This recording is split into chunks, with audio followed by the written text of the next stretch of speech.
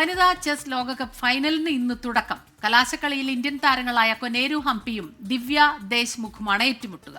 Indian സമയം വൈകിട്ട് 4:30-ക്കാണ് final.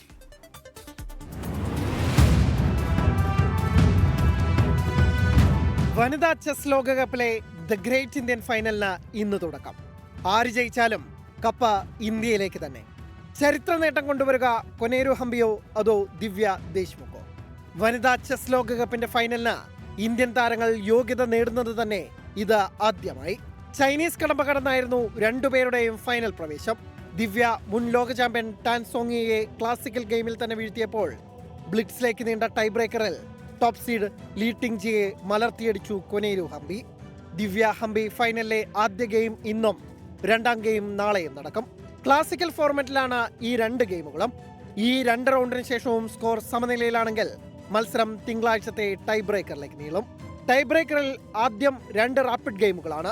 ഇതിൽ തീരുമാനമായില്ലെങ്കിൽ ബ്ലിറ്റ്സ് ഫോർമാറ്റിലൂടെയാകും ജേതാവിനെ കണ്ടെത്തുക.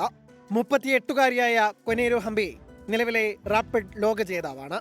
19-കാരിയായ ദിവ്യ ലോക ചെസ്സിലെ യങ് സെൻസേഷനുകളിലൊന്നും. പരിചയസമ്പത്തും യുവാവേശവും തമ്മിലുള്ള ഏറ്റുമുട്ടൽ കൂടിയാണ് ഈ the great Indian final. Sports desk 24.